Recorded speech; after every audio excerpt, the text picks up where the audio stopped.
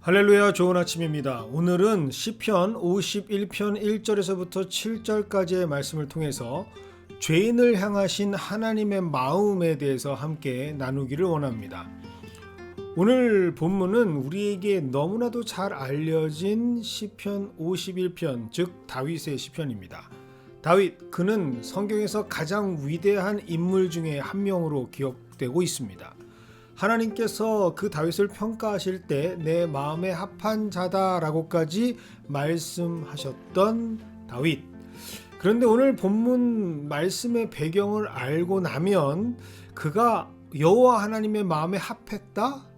또는 하나님께서 원하시는 인생을 살았다라고 말하기가 조금 어색해집니다. 다윗, 그가 선인 또는 의인으로 분류되기에는 다소 무리가 되는 역사적인 사건의 배경을 오늘 시편은 하고 있기 때문이죠.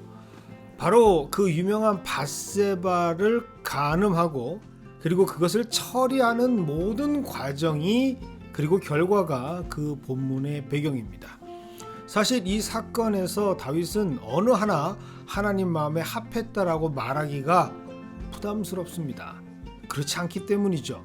따져보면 모든 것이 다 용서받을 수 없는 죄악의 연속이었다라는 것을 우리는 깨닫게 됩니다. 먼저 욕정을 품었다라고 하는 그 자체가 죄악이었고요. 또 계속해서 그 욕정을 탐심으로 떨쳐내지 못했던 것도 죄고요. 그래서 그 죄가 더해지는 과정이 바로 오늘 본문의 배경이 되는 사건들입니다.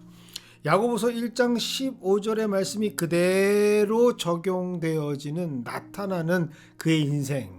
욕심이 잉태한 즉 죄를 낳고 죄가 장성한 즉 사망을 낳는 이 모든 과정이 고스란히 담겨져 있습니다. 자신의 죄를 덮기 위해서 또 다른 죄로 그렇게 큰 죄들이 더해지는 그의 인생. 결국에는 자신의 충성스러웠던 참모를 전장에서 비참하게 죽게 만드는 살인 교사, 아니 그 살인의 직접적인 원인을 제공하는 살인마가 됩니다. 그리고 이 모든 죄가 마치 전혀 없었던 것처럼, 자신은 전혀 무관한 것처럼 시치미를 뚝 떼고 살아가는 그의 인생. 이 얼마나 파렴치한 인생이겠습니까? 어떻게 이런 자가 하나님 마음에 합한 자가 될 수 있는가?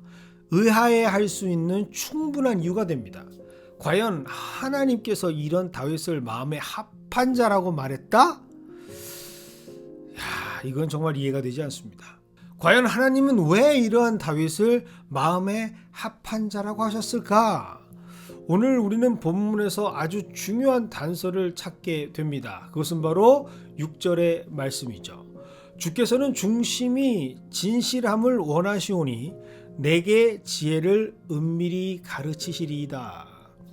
다윗은 하나님께서 지금 자신에게 무엇을 원하시는지를 알고 있습니다.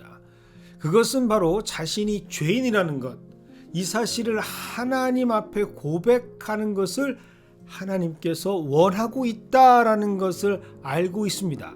그리고 이 죄의 문제를 해결받을 수 있는 유일한 방법, 해결해 주실 수 있는 유일한 분이 바로 여호와 하나님이심을 지혜로 알려주시고 있다라는 것을 알고 있습니다. 그래서 그는 선지자 나단이 그를 책망하는 것을 보면서 자신을 공경에 빠뜨리려고 하는 것이 아니라 오히려 죄로 인해 잊고 있었던 하나님의 지혜를 다시 깨닫게 해주는 하나님의 은혜라는 것을 알 수 있었던 것이죠.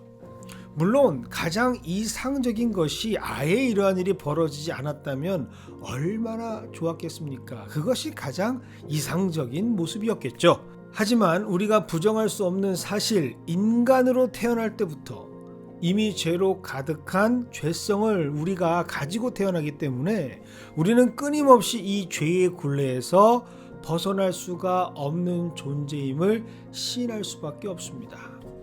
이것이 바로 5절에 기록되어져 있는 고백이죠. 내가 죄악 중에서 출생하였으며 어머니가 죄 중에서 나를 잉태하였나이다. 아무리 인간이 선한 것을 추구한다 할지라도, 그것이 무엇인지 이미 알고 있다 할지라도 그것을 추구할 뿐이지 이룰 수 없는 존재임을 역사가 증명하고 있고요. 우리 스스로도 너무나 잘 알고 있습니다. 그러면 어떻게 이 죄의 문제를 해결받을 수 있는 것일까? 죄의 산물로 태어났으니 그렇게 이 생을 마감할 때까지 사망의 음침한 골짜기에서 살아가는 죄인으로 끝까지 살아가야 하는가? 다윗은 이 죄의 사실을 끊을 수 있는 방법, 더 이상 죄인이 아닌 의인으로 살아갈 수 있는 방법을 알았던 것이죠.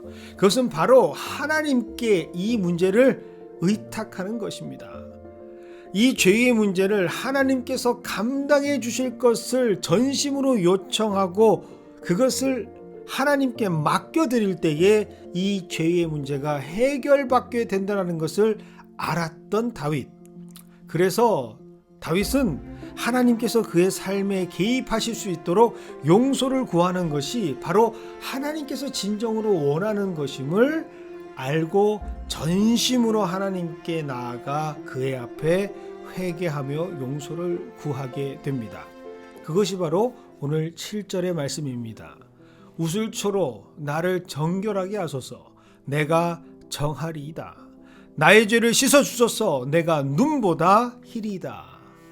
하나님께서는 이런 다윗의 모습, 그의 인생에서 하나님께서 역사하실 수 있도록 죄악된 본성이 아니라 하나님의 도움을 요청하는 그 다윗의 모습을 의롭게 여기시고 내 마음에 합한 자라고 말씀하셨던 것이죠. 이것이 바로 그가 죄인임에도 불구하고 은혜를 입을 수 있었던 복음의 능력이고, 그래서 이것을 알고 있었던 바울은 이 진리를 깨닫고 죄가 더한 곳에 은혜가 넘쳤다라고 로마서 5장을 통해 고백할 수 있었던 것입니다. 그래서 이런 하나님의 마음을 아는 자들은 어떤 죄를 저질렀는가, 그 죄가 얼마나 중요한가, 그것에 집중하기보다는 그 죄를 어떻게 해결받을 수 있는가, 그 죄를 어떻게 용서받을 수 있는가, 그리고 그 죄의 속박과 굴레에서 어떻게 하면 해방될 수 있는가라는 것에 더 집중할 수밖에 없습니다. 오늘 이 말씀을 통해 이러한 죄인을 향하신 하나님의 마음이 우리에게 허락되기를 소망합니다. 그래야 지금 내 자신이 누리는 용서의 은혜가 얼마나 귀한지, 나를 계속해서 낭만케 하고 실족해 하는 죄의 사슬에서 끊어질 수 있고 해방될 수 있는지를 깨달을 수 있기 때문이죠. 죄의 값은 죽음입니다. 여기에는 어떠한 논지나 어떠한 의견도 개입될 수가 없습니다. 하지만 하나님께서는 그 죽음의 자리에 죄인들이 서는 것을 원하지 않으신다라고 하는 사실, 오히려 하나님께서는 그 죄인들이 다시 용서받을 수 있는 은혜의 자리, 구원의 자리, 즉 이 모든 것이 다시 시작될 수 있는 회개의 자리에 서는 것을 원하고 계시다라고 하는 사실, 우리는 오늘 다윗의 고백을 통해 함께 깨닫기를 원합니다. 다윗은 이러한 하나님의 마음을 분명히 알고 있었기에 오늘 51편 2절에서 이렇게 고백하고 있습니다. 나의 죄악을 말갛게 씻으시며 나의 죄를 깨끗이 제하소서. 오늘 이 말씀으로 우리 모두에게 향하신 하나님의 마음을 깨닫게 해주시는 귀한 은혜를 소망하는 우리 모두가 되기를 원합니다. 그것이 바로 우리에게 필요한 하나님의 마음이기 때문입니다.